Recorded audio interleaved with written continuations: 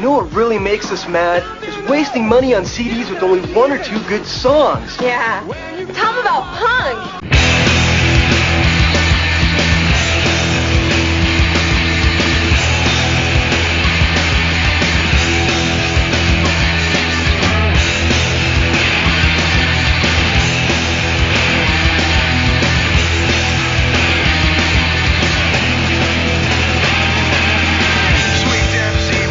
What's up, posers?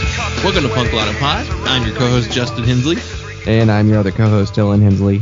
And this is the show where we assign our guests a year, and they choose one punk, hardcore, emo, or punk-adjacent album from that year for us to talk about. Today, we're joined by good friend Cory. You've heard him recently on the Best of 2021 episode, but he has been a frequent contributor in the past. We've done many episodes with him early on.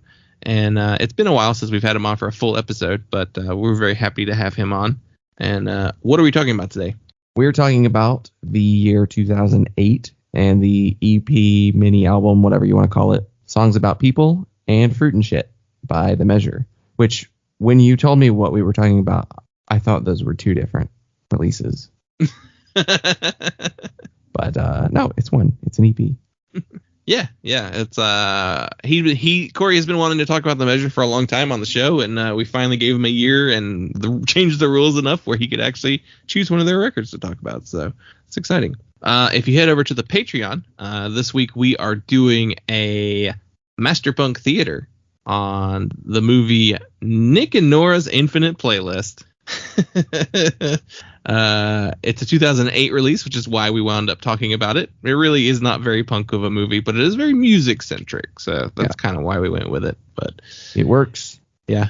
Which you can hear that over on patreon.com/punklottopod. You can follow us on all the social medias, Instagram, Facebook, and Twitter. Also, if you head over to the Patreons, I've been doing these 5 to 10 minute episodes where I talk about the new releases that came out that week that I listened to and enjoyed. So look forward to, you can head over there and get that. You can also check me out on the Around the Ring podcast, which is my wrestling podcast. I co-host with Steve Long. And then, of course, we have the plethora of friends that we love to support on all social media. We have a voicemail, and the mystery Madball caller has struck again. So naturally, we're going to play what we've heard, what new voicemails we've heard. Hey, I got a message for you random punk lotto podcasters. I wrote a poem for you for Valentine's Day.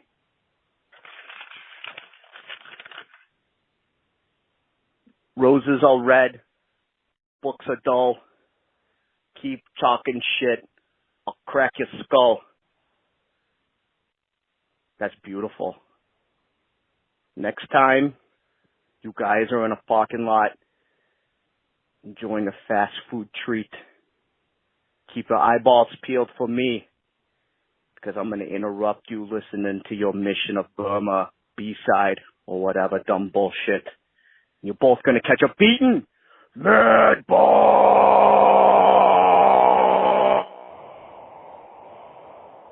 My favorite touch is the crumpling papers. Yeah. It's couldn't memorize it. I mean, what do you expect from a Madball fan? Oh man, what's your deal with Mission of Burma, man? They're a good band, man. Frozen treat, a fast food treat. Excuse me. Well, we also got a follow up voicemail, so let's see what this one. Hey guys, my name is Brian. So I'm listening to your podcast and I hear my cousin Jimmy Three Toes on it, and I'm like, Jeepers Creepers. He's being so mean to you guys. That's not like him. He's not from the street. We're from Wauwatosa, Wisconsin. Come on now. So I don't know what his damage is, what his deal is. He thinks he's a tough guy. He gets one Agnostic Front album in the 90s, and he thinks he's this like big macho street guy. Come on. He drives a Toyota Corolla. Okay, so I apologize in advance for him. And, you have a nice little show, and, have a nice day. Okay, now you betcha. Bye-bye. Well, thank you, Brian. At least somebody gets us. How do you get the nickname, though? What was the nickname? Jimmy Three Toes. I imagine some sort of construction accident. That's possible. You don't have to be in a violent altercation to lose a toe. Yeah. Could be diabetes.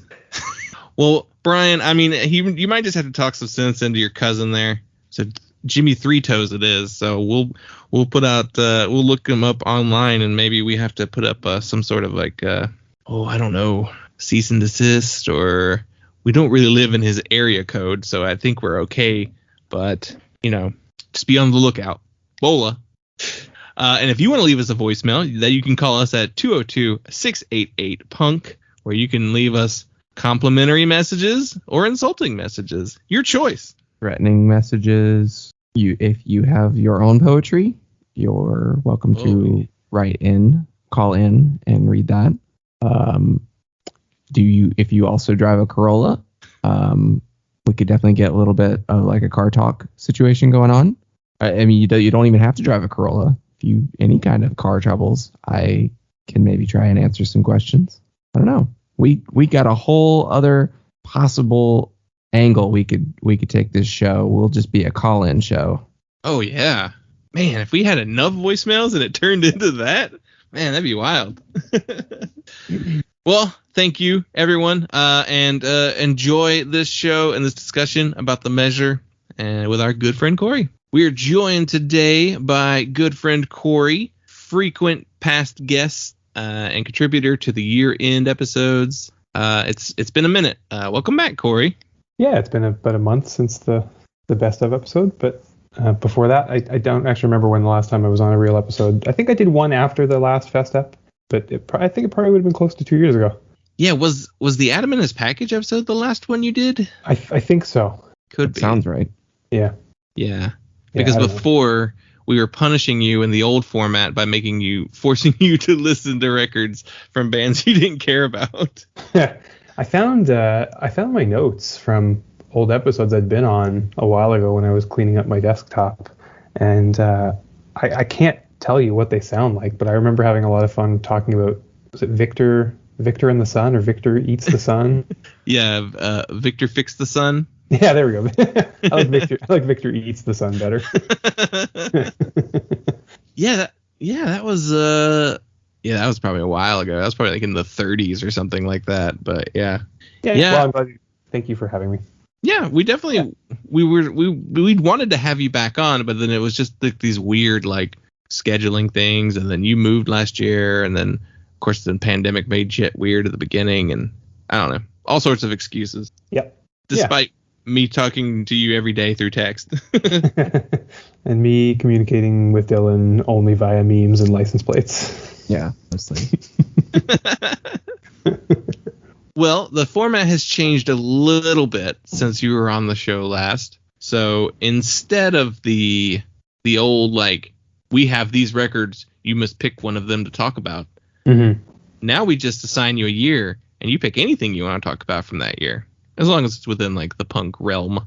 Yeah, how have you found guests have responded to that? Has that made for more interesting conversations? Has it made for more enjoyable listening experiences for you two?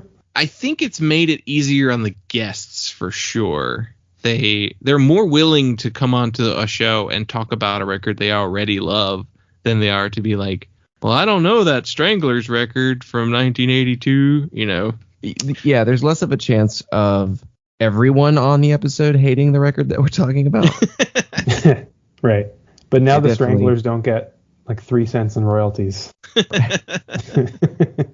Yeah, I found that people were hesitant to come on because they're like, I don't know anything about any of these bands, and it was just like, and then they would ask like, do you have anything better to choose from?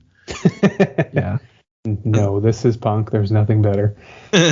Occasionally we do get guests though who, even with the open like you can pick anything from this year, struggle to pick something. Yeah. Yeah. But I think that's more, call them out. Name names. More of a decisiveness thing than it Dan is. Yeeman. He picked right away. Yeah, I think Andy might have picked that one actually. That was a really cool guest for you guys. Yeah, that was really exciting to get him on. Yeah, it's it's different, and I think it helps get guests a little easier. So yeah, well, I'll let you get through your normal podcast intro stuff first, but not to give too much away. I pretty well knew right away once we settled on a year what I was going to talk about. It's a band that I've been wanting to talk about with you for a long time, a band that's really important to me. And I look forward to the conversation today. Yeah, that's awesome. So, you got anything you want to like promote? That's always something I'm trying to like do an interviewee section up top, but it's you're a traditional working person as far as I'm not a musician. I've got nothing to promote. No. Do you have a weird secret like Instagram meme page or something to plug? No, I probably should. I mean, if people can find my real Instagram, they're welcome to follow me, but they're not going to be happy about it. Like everyone in your life. Why does he do this? Well, yeah. Well, cool. So the basic premise is we assign our guests a year and they choose one punk, hardcore, emo, or punk adjacent album from that year for us to talk about. And before we get into the one you actually selected, we gave you the year 2008. So what are some records that came out that year that do you want to do the big stuff first, or do you want to do the stuff you almost picked first? No, maybe we can go through the big stuff and your impressions and your memories of 2008. I think that my brain has kind of just been consumed by maggots at this point and is barely functioning, and my own memories are going to be foggy at best of that year in general. But I do remember that it was, for me, that would have been either the year I first went to Fest or the year before I first went to Fest. So like a pretty significant time in my life. That was the year I got married.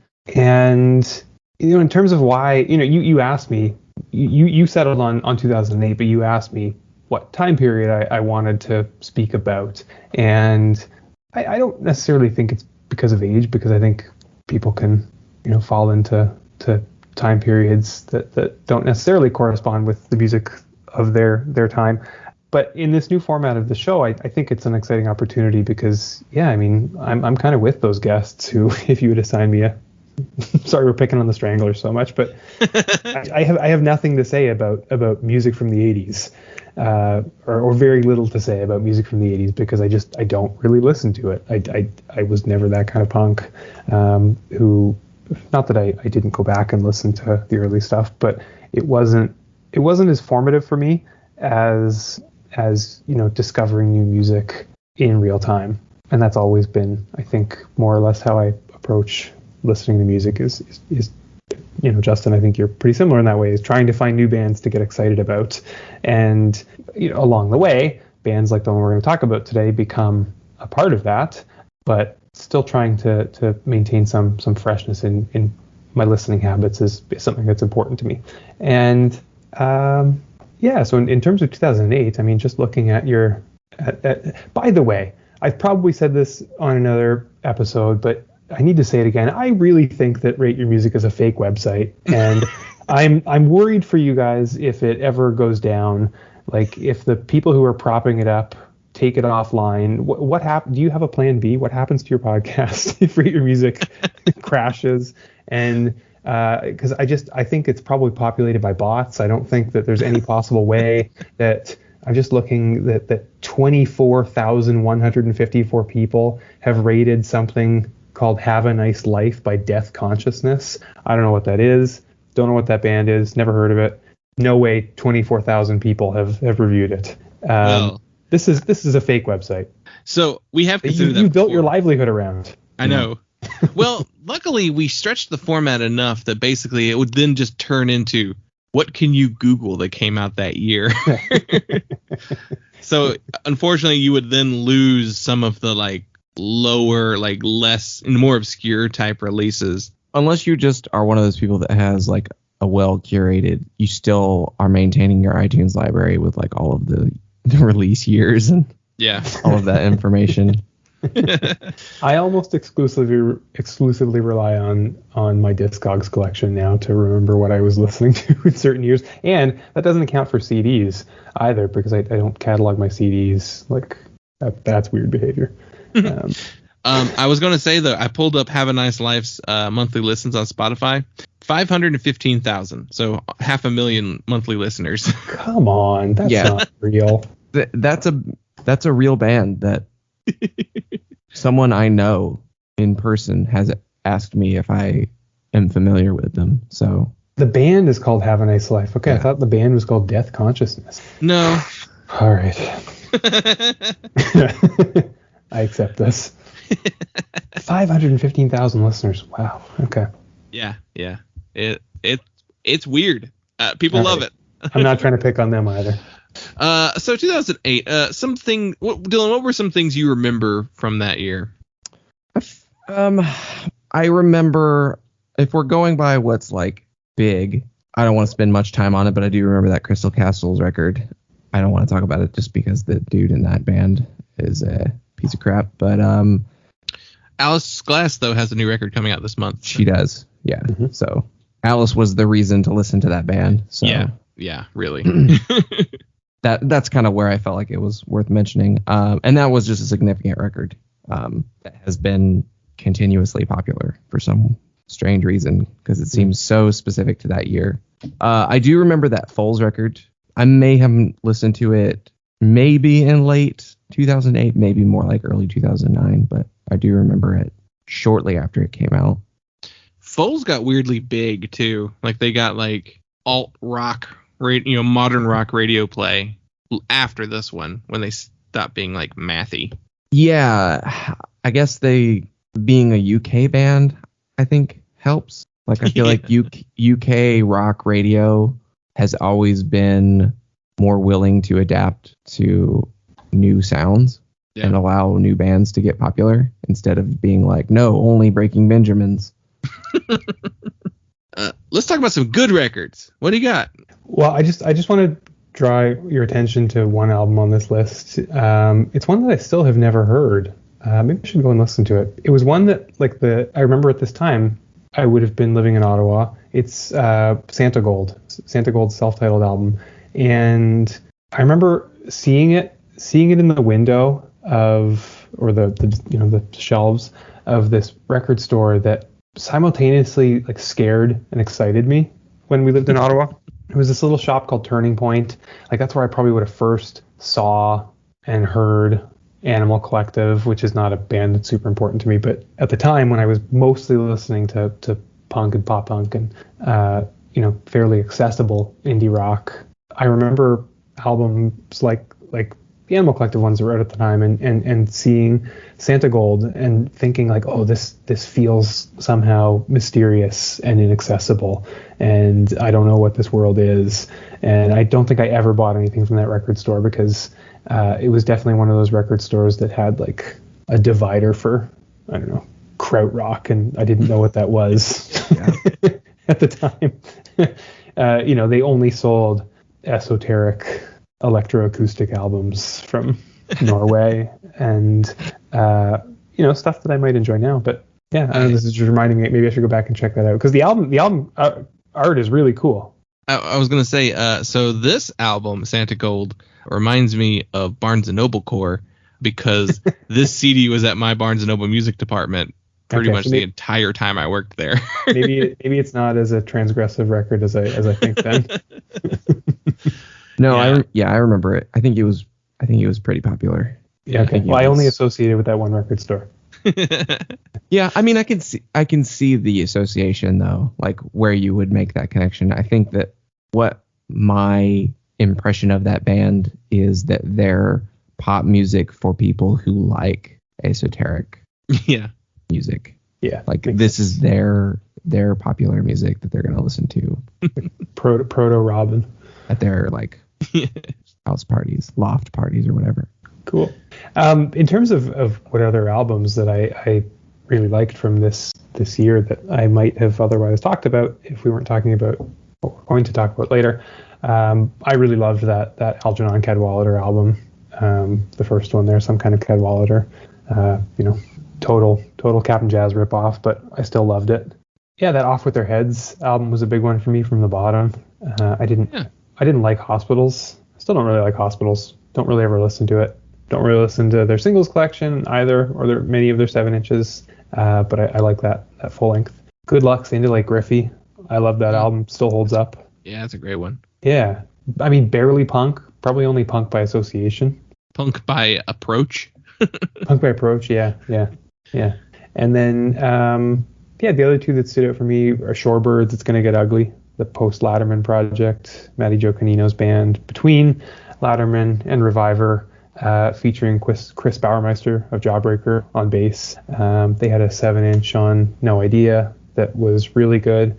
And then I don't know if Shorebirds was the first Rumbletown release, but one of the first Rumbletown releases. Yeah, I love that Shorebirds record too. It's I'm trying to think of like kind of the context of what was going on in the world of the record we're talking about today. Mm-hmm. So like, what was the idea of fest punk a thing yet? Yeah, I think it was definitely starting to become a thing, and so this would have been like just immediately post George W. Bush presidency, right? Yeah. Obama was 2008. Yeah. So you're coming out of this period of deep conservative politics in the U.S., and that's certainly something that at least one song on today's album, or 12-inch more accurately, is going to talk about. Yeah, but as far as what was going on musically, it's probably only that was around the first time I went to Fest that I could say that Fest punk was a big thing. Mm-hmm. I don't know if it was any more a big thing that year than any others. Let's see. It's the year of Civil War by Dillinger 4.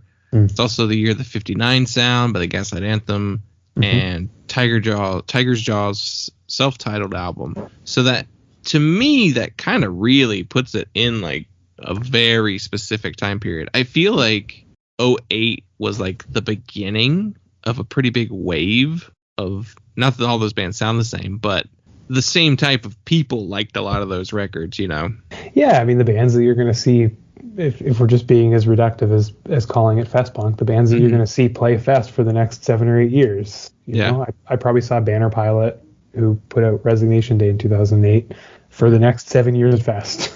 Yeah. So it's it's an interesting time period. Lemuria put out Get Better in 2008. Yep. That's definitely a significant record. I think this is it's something that we've talked about before, and 2008 to me, and I don't know if this is just like because it's personally significant as being like the year I turned 18, the year I moved out, I went to college, and just where I made the transition into being this kind of punk. But it seems very much like, to me, it's the tipping point for away from the Vans Warped Tour version of punk rock being the dominant strain of punk rock, and the Fest, No Idea, Side One Dummy, because even Side One Dummy kind of makes this transition kind of in this same year within 2008, like as a label, being like, we have all of these weird gimmick bands that play Warped Tour. Now we're gonna have just nothing but gruff, relatable pop punk dude bands. Some earnesty. When you say dominant, though, I think this is something that I don't know, maybe it comes up on the pod a lot when you're trying to like tease out the significance of the records you're talking about and the time periods you're talking about. I think it becomes difficult to parse out how significant these times and records are to other people. And it was only because you said, the dominant sound shifted at the time, Dylan, that I'm mentioning this, because I've got to think that even at its strongest, and I know there's other metrics for this, but I'm only using what I know because this is what the three of us know together from our experiences. The Fest had 5,000 attendees. That's right. Yeah. That's not a sizable audience. I guess the metric I would use would be what are the major punk outlets spending most of their time talking about in this time period. I definitely see a shift. I saw a shift happening. And I mean, was Alternative Press still talking about, the new A Skylit Drive record? For sure.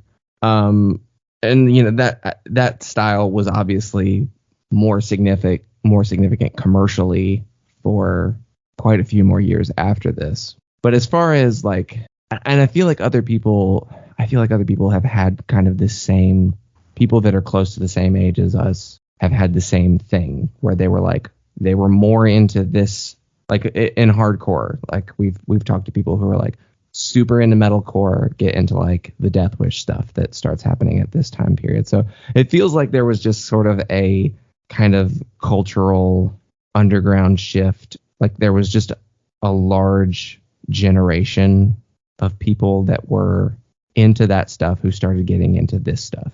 And maybe this kind of like where there's this earnesty, as Justin put it, or like this sort of like authentic, quasi-authentic measurement for these bands that people are applying that seems significant from like 2007 to 2009, where it's like really growing. And it doesn't take much longer after that, after 2008, for the more commercial, more successful stuff to really start slipping in popularity and really not having that popularity, not really having that youth culture behind it anymore. And it becomes kind of just the nostalgic circuit for people who were teenagers when those bands first got popular. And I mean, I guess there's probably like the easy core is kind of the next stage, but I feel like the easy core stuff came from Newfound Glory. Well, yeah. It's just redoing Newfound Glory. Wonder Years got big enough that everybody started copying Wonder Years. But like Wonder Years and Fireworks, I feel like as bands were playing with fest bands. They weren't necessarily playing opening slots for Bayside. I think they were. I mean, they probably were doing it. None of us know what we're talking about. Yeah. The thing that I chalk that up to is being that like the Warped Tour died, like it stopped being profitable. So that means that there was a shift away from it. When was the last Warped Tour? In the 10s. I don't remember what year exactly. But well, it ran till 2019. Oh, that can't be right. Yeah.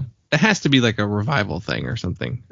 Or like didn't they turn it into like a one-off thing? Did they take a break? They actually stopped fully at one point. I mean, maybe they picked it back up later, but okay, so it ended in 2009 and then picked it up again in 2012. Weird. I didn't even know it came back. That shows you like how much strange. Well, then like a lot of the really shitty attributes of the Warped Tour were during that 2012 and on period. Then weird. Anyway, we spent entirely too long on like ruminating on like what is punk rock in 2008.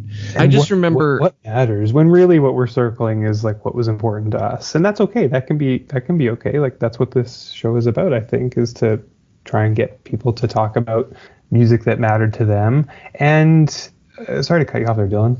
No, I mean I was just going to circle back to my original point of being like, maybe this is only really significant to me because I lived it. That's the point that I was about to make as well. And I don't know, Justin, if you have other thoughts, but maybe this is where we can seg into talking about the record for today.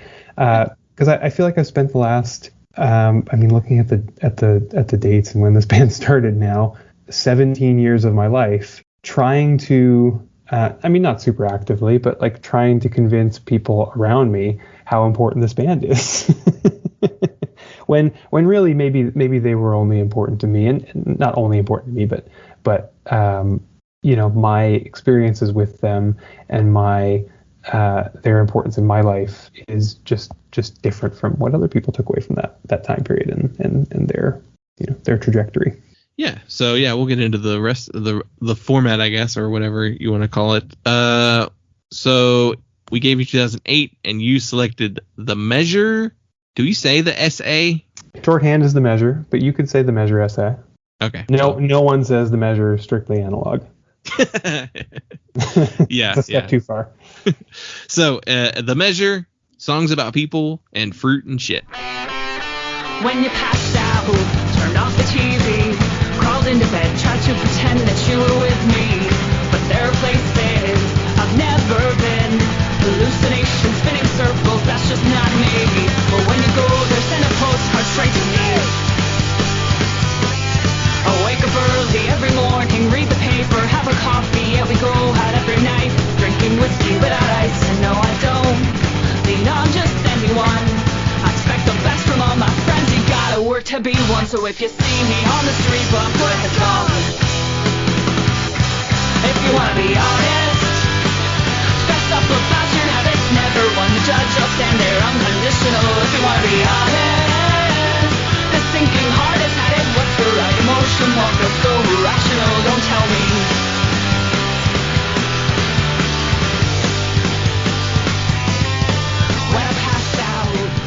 some stats on the band. They're from New Brunswick, New Jersey. They formed in 2005, though I saw another source that said 2004. This was released October 2008 on Don Giovanni Records. It is an 8-track, 12-inch EP, basically a mini album. And the personnel on this record is Lauren Measure on guitar and vocals, Fid on guitar and vocals, Mikey Yannick, or Mikey Erg, as he's more well known, on drums, and Big A, or Andrew, on bass. And then if you have the physical record, Tim Burke, who later played bass for them, is also just listed as interesting, a member of the band.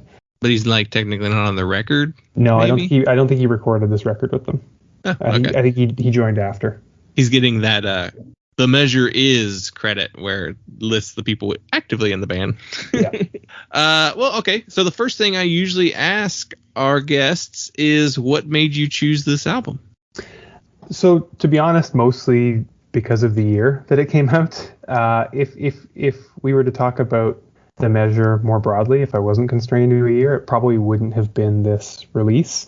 And actually, even within this year, I kind of went back and forth on whether we should talk about this or what actually might be my favorite overall measure release, which is their singles collection, their first singles collection, one chapter in the book, a collection of standard weights and measures. But while most sources say that it was released in 2008, the actual Kiss of Death Bandcamp page, the label that released the album, lists it as being released on January 1st, 2009. And so I can't take that discrepancy. So I went with Songs About People and Fruit Shit, which is a great title. A line from Idiocracy, I think. One thing that I appreciate about the measure is their commitment to hyping up through song titles and lyrics sometimes, and funny little notes in the back of their records and the liner notes, kind of semi-obscure comedies. They famously had the cover art for their double 7-inch split with the Ergs was a collage made by Lauren of Chevy Chase and Norm Macdonald from Dirty Work, which is one of my favorite movies of all time. Those were. I think that just in general, this band, they were relatable to me in little ways like that. Like, this would have been a time where, Dirty Work came out in 98, I think. But, I spent most of my teen years just like endlessly rewatching Dirty Work over and over again.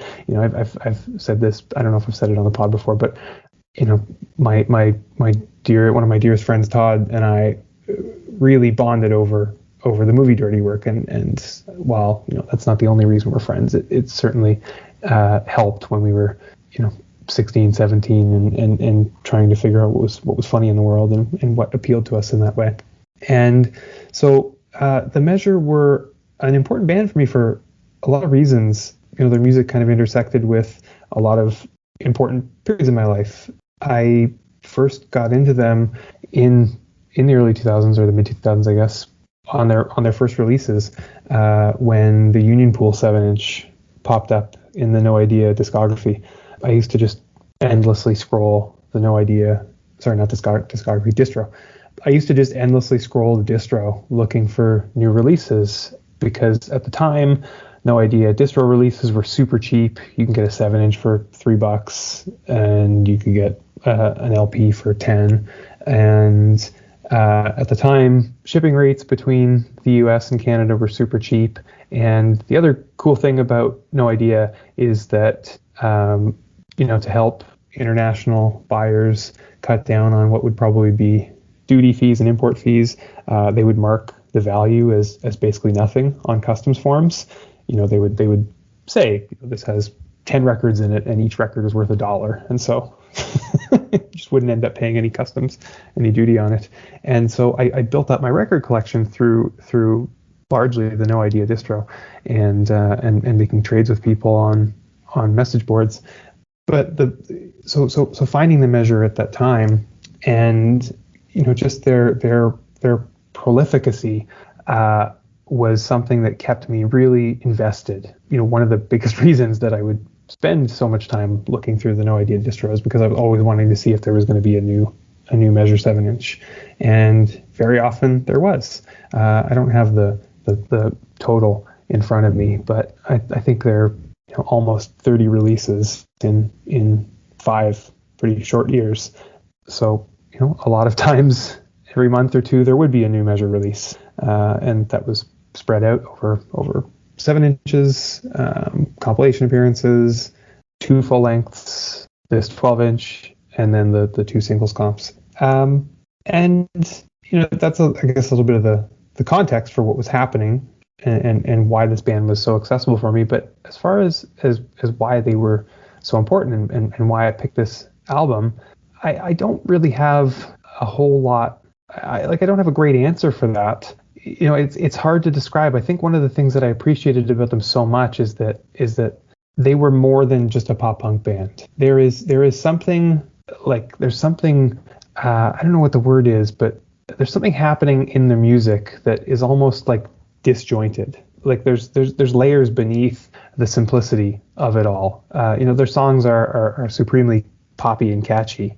but underneath it all, there's just buzzsaw guitars and weird squiggly little guitar noodling, and for at least the back half of their run, Mike Yerg and the intricacies that he brought to the band on drums. And then over top of that all, you have Lauren and Fid, mostly Lauren, writing just really, really beautiful harmonies and really beautiful melodies. Yeah, I'll let somebody else get the words in. But it's as I said, I feel like I've spent the last 17 years trying to convey what this band means to me. And even still, I listen to them all the time. They're not just a nostalgia listen for me. They're a band that I go back to constantly. Dylan, what is your kind of like your preconceived notions on the Measure prior to listening to this EP? Have you listened to this one before?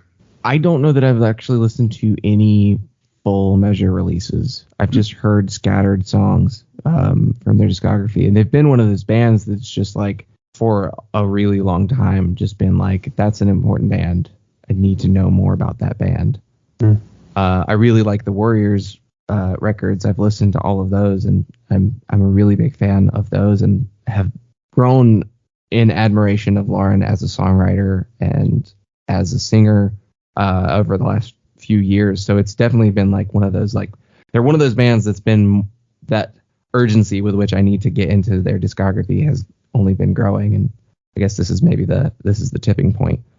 So my prior knowledge of the Measure was very close to my getting into fest punk and kind of like rebranding myself as an orgcore guy and not a hardcore kid anymore.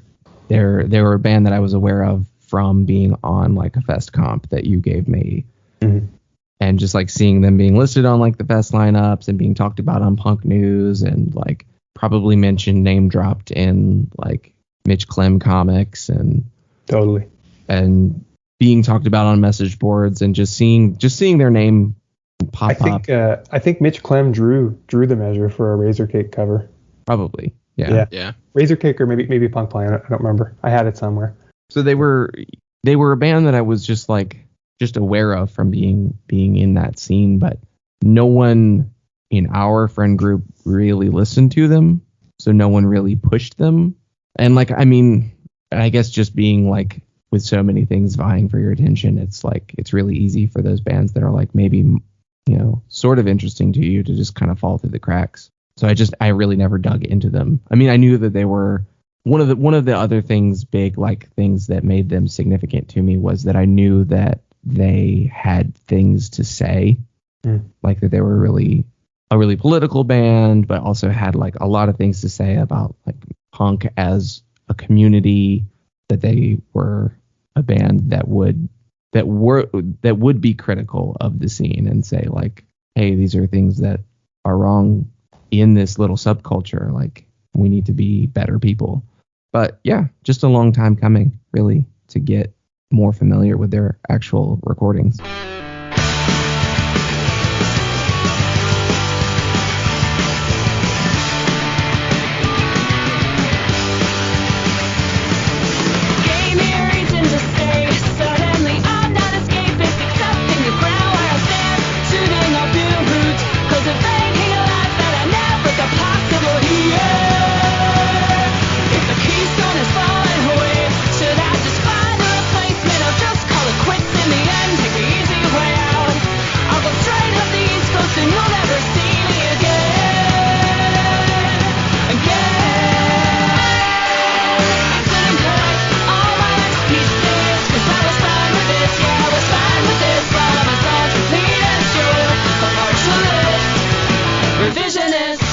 And I'll lead into with my kind of experience with them too. I used to own a copy of One Chapter in a Book on vinyl. Mm-hmm. I bought it in like my early vinyl buying phase where like you just like kind of buy a ton of stuff that even if like you're not super familiar with the record or the band, you're just like, I know that. And so like you just start like loading up on stuff, which is why I had a billion 7-inches when I first started, because they were $3 a piece. And, you know, I've heard of that. And then, you know, you just wind up with a bunch of 7-inches you never play. So this was one of those records that I bought, that comp was one of the records I bought, and it was probably in like the first like 30 LPs I ever bought. So it was early in, and I know I listened to it a couple times. For whatever reason, like it never like hooked me or grabbed me. The thing that probably the reason why it didn't hook me is because it is a compilation. I just have a really hard time connecting to compilations in general. There's very few that I actually really enjoy, because they're not really like written to be put together like that. So it was one that I never connected with, and then wound up probably trading away in like a big like record, you know, I'm going to trade these so I can buy a bunch more, you know, kind of thing. Yeah. And then, I kind of got more into them later as the Warriors were getting much bigger. So like I had basically had to go backwards through the measure. Mm-hmm. I've probably listened to this EP. I couldn't say for sure, but I definitely listened to the 2 full-length albums before I listened to this for the show. So yeah, so I was familiar enough with the measure in general before recording this. So yeah, I mean this is a really good release. I do like this I don't know, mini LP, whatever you want to call it, this 12-inch, a lot. I think probably the reason that I would say that first singles comp is my favorite release of theirs is because I spent so much time over those early years of their run trying to track down all these various 7-inches that eventually went into one. And so I loved those songs prior, and just loved having them all in one place and hearing them sequenced differently. One of the funny things about the measure is that most of their releases were recorded across 2 different studios, even on the same release. So if you look at the liner notes to this 12-inch, for example, it has 2 different studios. And I feel like I probably knew at one point which songs were recorded where. I don't have that knowledge off the top of my head anymore, but you can tell the difference. You know, some songs are a little crisper, and other songs are a little more raw. There's a distinct audio difference even across the same release, and they carried that through even on their LP for No Idea that they did in 2010. Was that a choice? Yeah, I think so. Yeah, I think they just liked working with these 2 particular people, and yeah, I don't know. It produces an interesting sonic experience though. Kind of a sonic inconsistency though, which might. Yeah, but I think that for me that's part of the draw. That it I don't know. I can't really think of any other bands who were this prolific. And you know, there's been some joking over the years about how they were trying to sort of model themselves after the Smiths with their releases. The 7-inches would all have what they called cover stars, which is something that the Smiths did on their singles. And the cover stars in the Measures releases were always a little bit tongue in cheek. There's Betty Page, there's as I said earlier, Chevy Chase and Norm Macdonald. One of the Golden Girls, Kurt Vonnegut one, Audrey Hepburn. But they were all done with Lauren's very distinct collage style. I think they used dictionary pages to make their collages, and I really love Lauren's artwork, and I have a few of their pieces up around my house, and I love that consistency across their releases of really committing to a particular aesthetic for the band, and I think that carried through in the sonic choices that they made too. That it was it was like these songs were just bursting out of them. They just had to get them out, and whether they went to those 2 different recording studios for any deeper reason, I don't know. I think it adds to the charm of listening to them. I think in taking in kind of the whole deal of the band, like the way that they had that consistent collage art style, that they released so much music, I think it makes sense that they would.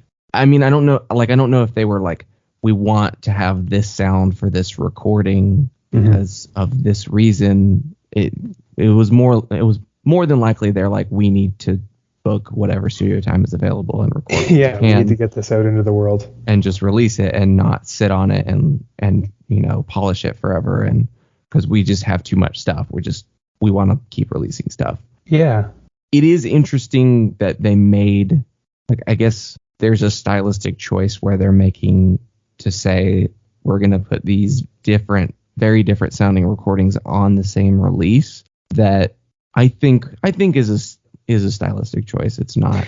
Is that something you noticed as you were listening to it, or would it only have come to you because I pointed it out? There's definitely inconsistency in the recording that kind of jumps out in terms of like the production style varies across the different songs. I don't think that it's jarring or too distracting. I don't think that it subtracts from the quality of the songs, because I think that even though there are differences, they're not that different. Right. They're all still kind of low budge sounding. Yeah. The only ones that I would think would maybe be different sessions were Single Series Number 0.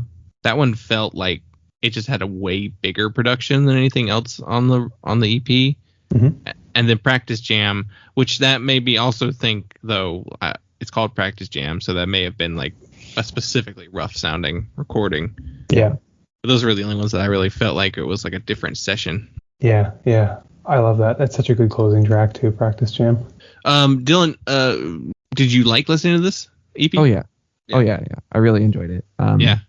An hour in, we're like, did you like it? Yeah, it's pretty good. Oh yeah. What I really like about I think it's like the incomprehensibility of some of it for me, and while I play instruments, it's been a long time since I would call myself a musician, and I'm not a trained musician, and I'm nothing other than self-taught. And so, anything, even though listening to it, the Measure isn't a particularly technical band, the level of technicality probably exceeds what I would be capable of. And so there was always this incomprehensibility of it, because it's almost as though the drums and the guitar and the vocals are doing three different things at once, but they somehow come together to make sense. And it's helped me, I think, understand other bands. There's a kind of, there's like a cacophony of sound going, and oftentimes they'll have like overlapping vocals where Fid will be finishing a line and Lauren will come in before he's done, or the melody in the chorus will be different from what's being played underneath. Like I think of the chorus to Revisionist, and Lauren's vocals there not really making sense if you were to isolate them with what Fid is doing on guitar and with what Mikey is doing on drums, but all of them together somehow make sense. There's a kind of like everything all at once. I think you could kind of like, there's something I really, really, really like the way that they play together as a band. It's wrong choices. It's, overlapping. It's chaotic and noisy, and it's like, it's that kind of technicality where it's like technically hard to play, but not played as well as it should be. Yeah, it's sloppy. Yeah, it's just, and which is something that reminds me so much of like Minutemen and Husker Du, which are both like massive bands for me that are like super important and super influential to me creatively, and just I love listening to them, where they're like super catchy. There's a shit ton of stuff happening all the time in every song.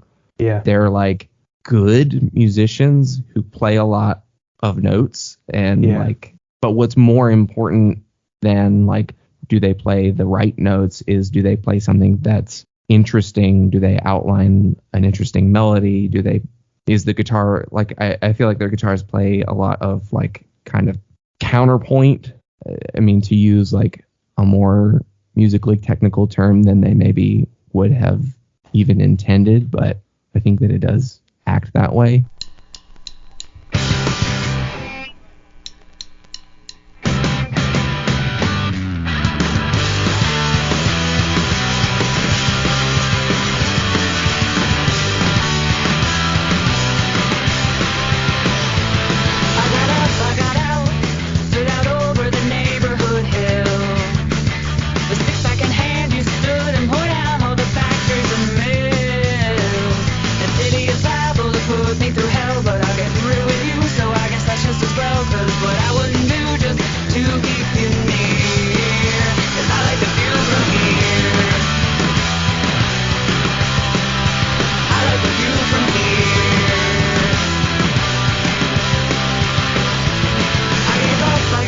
Yeah, I mean, if you want to isolate on a specific moment, like I mentioned, that chorus to Revisionist, where over top Lauren is going like, "Sit and collect all my life's pieces," like it's kind of like choppy.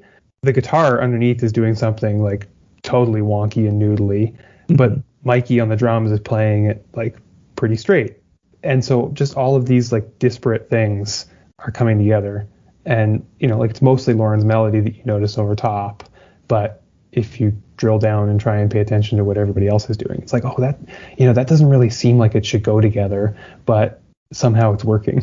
Yeah, there are a couple tracks on here that like really stood out to me. Like Revisionist one that you specifically that I really, really dug. That and like Roof Beers and Hello Bastard. Or like those are like the other two tracks that I really dug into. Yeah, that line on Roof Beers when Lauren sings, "What I wouldn't do just to keep you near, because I like the view from here." It's just like this beautiful little expression of maybe not just romantic love, but just the love between friends. Yeah, just they have a way of really capturing sentiments in a way for me. And I know that I don't know, Dylan. I don't know how closely you pay attention to lyrics. I know Justin doesn't pay attention to lyrics, but no. I think of them almost like it helped me, as I said earlier, the measure has helped me kind of understand other bands in a different way, maybe, and not necessarily sonically, although I think there's some similarities. The measure kind of helped me understand Superchunk in that, Superchunk is a band that I can't really tell you what any of their songs mean. There's some like really on the nose ones. Everyone knows what Slack Motherfucker's about, but I don't know what learning to surf means. It probably means something different than the literal interpretation of it. And so the measure is kind of like that too, where these lines are like they sound, and not in a dismissive way, they sound poignant, but also if I were to try and drill down, I don't actually know what they're singing about. It just feels like it's being sung with conviction, and it feels significant. Not for all the songs, but for some of them, I just don't particularly know. These songs that have soundtracked big moments in my life, I couldn't really tell you why they felt significant to that particular moment, because the lyrical content doesn't necessarily track with what's happening. I tried to look up lyrics too for the album, and I could only find lyrics for one song, the very first track. Gotta buy the records, bro. You just Spotify everything. Yeah. But Genius has the lyrics. I was gonna take a picture of my measure collection for you to include in the show notes, but I don't have my 7 inches unpacked. And that's where most of the collection is across 7 inches. Just about the lyrics, one thing that I wanted to point out that I've been thinking about for the last 14 years is just kind of a clunky lyric in single series number 0, which is like pretty on the nose, like an overtly anti-war kind of protest song. The line, "We see acts of terrorism every single day," has always stood out as being particularly clunky and kind of funny. Just what does that mean? It's one of the few lines on the record that really jumped out to me. It's not a very good line. That's a pretty big statement to make. And that's not to say that, there are not atrocities committed by governments all around the world every single day. I think it's just the conflation of, corruption and otherwise nefarious doing with acts of terrorism every single day. do think you bring up how I don't pay attention to lyrics, but and I don't really. When I'm listening to the music, I don't tend to listen to what's being said. I have to go read it later. It just my brain doesn't absorb it that way. But there will be like random lines. There are like 4 random lines that popped off this record to me. So like it was just like a line in a song would come out. It's probably big lines in the songs, like a public relations nightmare in Drama for Youth. Yeah. Report suspicious activity in single series. I like the view from here, Roof Beers, and I want to be the song you never let go in Hello Bastards. Like it's lines like that made me go, man, I want to go read those lyrics, and that's why I was like annoyed that I couldn't find those lyrics online anywhere to read. Yeah, I mean the thing is that you probably won't get much clarity. Oh yeah. Because I was reading them last night and I was like, yeah, I actually don't know what these songs really mean. It's evocative. Yeah. That's kind of that's a lyric writing style that I think fits with so much of what they were doing, like aesthetically and just like the way things are just kind of like chopped together, and the different recording studios, the overlapping parts, the collage art, like it just feels kind of having oblique lyrics seems to make sense. Seems to be something that they would have been going for. They don't want to make their lyrics too easy to understand. They just want to write something interesting sounding, maybe more so than, or just even interesting to sing, which is very different than just like, because a lot of times like the way lyrics are written, you have to the way some people write, you have to like cut words to make it fit the bars or the measures. So it's like it's writing lyrics and singing them, like you almost have to come at them as a different approach. Like you don't want too wordy of a line in a song, because then it just like that doesn't flow at all. Yeah, for sure. I know in the past you kind of talked about like references, bands that make sense to you better after knowing the measure. I think you talked about American Steel with us one time too, and them being a band that the band Lauren cites as a influence. Do you know if J Church is a big influence on them as well? Yeah, they actually helped me understand J Church too. Actually, they covered J Church on one of their 7-inches, and Lauren made a collage of Lance Hahn for the cover of a bonus 7-inch that came with one of the singles comps, I think. And J Church too also released like a billion singles and like 5 compilations of singles. So like there's some similarity there. Yeah. I probably would have heard J Church and American Steel before hearing the measure, and at the time both of those bands felt really inaccessible. Like I just couldn't wrap my head around it. But then it was through the measure that I realized, oh, that's what's happening here, and those bands then made more sense to me afterward. Yeah, but I mean, even broader than that, like. This is really embarrassing, but I'm sure there's bands that you're both fans of that you've done this kind of thing with. Like I found myself just wanting to consume everything about and around the band. Like Lauren used to wear a Drop Dead shirt when they played, and I was like, oh, I guess I love Drop Dead now because my favorite band loves Drop Dead, and so. And I mean, Drop Dead is sick. That's fine. That was a cool thing to get into. Yeah. But I remember also at the time, and they've written music about this, and there have been measure releases that both directly and indirectly spoke to some of Lauren's health troubles at the time.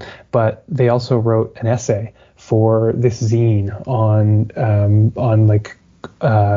critical illnesses, and I bought this zine just to read Lauren's essay about living with chronic illness. And so just constantly wanting to I don't know, like see the world through this particular band's eyes, I guess, and really delve into like what influenced them, really I guess looking at how the sausage was made. Yeah, I feel like we've all probably done that, or at least the type of person who is to get so into like a singular band that they want to know everything about them. Like there's definitely things where I'm like, well, I care about this subject way more now thanks to like this band that I love, Mm-hmm. I was looking at, I kind of want to get like a general consensus on like what other people think of this record in comparison to their discography. Mm-hmm.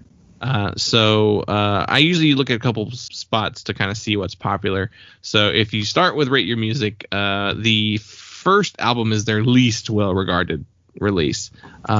This one still winds up being the 5th most popular thing they released. Okay. Just according to that site. Meanwhile, if you go to Spotify, it's the most popular release with 5 of these tracks in the top 10. And then if you go to it is also almost their only release available on Spotify. There's that. There's the second compilation and the Notes record, I think, is all on Spotify. Yeah. And then when you go to Last FM, this is the most popular release, with all 8 tracks being in the top 10. So it could just be accessibility on the internet is what made it, kind of the, I don't know, quintessential Measure release, or at least the entry point for a lot of people.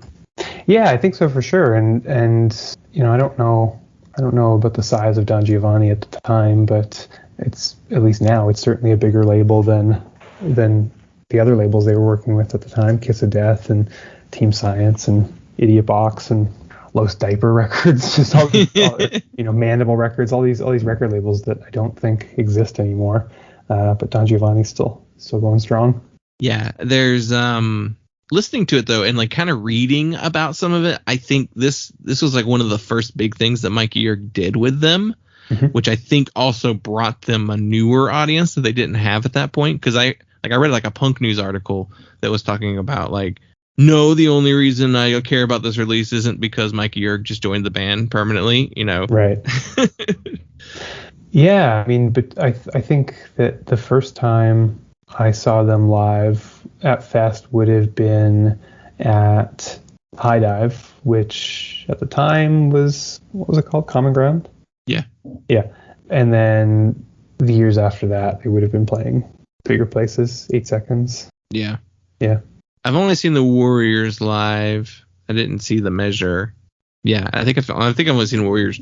I may have seen them twice. I'm not sure now. But yeah, how many times do you think you saw them? I only ever saw them at Fest. So probably 4 times. I think I saw them every year they were there. And then Warriors has played sporadically since then. And there's at least one Measure song that was reworked for Warriors. Lauren has also played solo a bunch. So anytime the Measure, Warriors, or Lauren was playing, I would that would be a must see. Yeah, I mean, so much so that my wife, who's also named Lauren, knowing how much they meant to me, emailed the band without my knowing. The first, I'm sure I've told this story before, emailed the band the first time we were going to Fest and asked if they would play my favorite song, and they did, which is not on this release. But that's the other thing. Like, I hate to be that guy who's like, well, you have to listen to 100 songs to really get them. But my favorite Measure song actually isn't even a Measure song. It's a cover of a Soltero song called "The Moment That You Said Yes." And so my wife Lauren emailed Lauren Measure to ask if the band would play it at Fest, and they did, which was very, very sweet of everybody involved. And so that would have been, I guess, 2008 or 9, whenever that, I think 2008. And then I would have seen them all the way up until their last show in 2011 at Fest, which I think I am visible in the video on YouTube at the side of the stage, probably weeping with both joy and sadness that this would be my last time seeing them. Yeah, there's not a ton of YouTube content out there. There's a couple of weird, like, Don Giovanni showcases from fests in like industry fests in New York, and then a couple of cool basement vids. Actually, speaking of, I found a really cool site. I'll send it to you both later. We don't have to talk about this, but I found this cool video of them playing Revisionist in just some basement in 2009, and then that led me to this other YouTube page the user's name was Will McAndrew, and it was this just really cool snapshot of punk. The videos were not very well recorded. I don't know if they were on a cell phone or a handheld recorder, but they're mostly blown out videos of bands like, I watched a bit of a Nona video, which the sound was terrible, but it was cool. There's probably almost no Nona footage out there. And there was footage from the Measure's last show in Brooklyn. And what else was there? People watching, Shoppers. Do you remember that band Shoppers? Nope. No, they were a cool hardcore band. And then the singer Meredith started Perfect Pussy after, who were bigger than Shoppers, but Shoppers is a cool band. Remember that band Parasol from Massachusetts? Yeah, I remember that. Yeah, there was a full set from them. Anyway, just really cool stuff. So shout out to Will McAndrew for documenting this strange and unimportant scene on YouTube. I mean, the videos have like 60 views each, but it was cool. It was a cool find. Well, I know your time is limited. So any final thoughts on this EP before we go? I mean, the EP as a whole, I think is pretty strong. I like every song on it. Not the most significant release to me, but I'm glad to have been able to talk about this band for a while more broadly. And I look forward to. I hope you both do spend some time getting into them. Yeah, Dylan, any last words on this one? No, not really. But yeah, definitely going to consume as much as I can, which of course that can be difficult if it's limited to streaming. But yeah, there's some stuff on Bandcamp. Yeah. It's just you got to track it down in a couple different places. Yeah. Yeah, like all the 12 inches are available streaming between Bandcamp and Spotify. So yeah, they're there. They're out there. And then there are a lot of just obscure 7 inches that are not anywhere on the internet. You'd have to hunt down physical copies. Maybe I'll make I did notice that, I don't know if it's just like bot accounts just trolling the internet for songs to post on YouTube, but I did notice that a lot of their stuff is up on YouTube. So maybe I'll make a little YouTube playlist you can post in the show notes for people. Yeah, for sure. That'd be awesome. Cool. Well, Cory, thank you so much for doing the show again. Thank you guys. I was glad to be back. Oh, you know what? Actually, sorry, really quickly, just in line with the earlier part of our conversation about what else I would have done. So in addition to wanting to do maybe the singles comp that with an unclear release date, when you first asked me what I wanted to do, I really wanted to do P.S. Eliot's first album, but then it was released in 2009. So maybe the next time we'll come back and talk about P.S. Eliot. I actually just listened to that when we did last time we did 09, which I think was like the Touche Amore episode. But I listened to it just to have something else to listen to from that year. But yeah, that's a good one. Yeah. Well, cool. Well, thank you so much for doing this. Yeah. Thank you both. What the hell is this? Tastes like Gatorade. Is that Brando stuff? They're watering crops with a sports drink?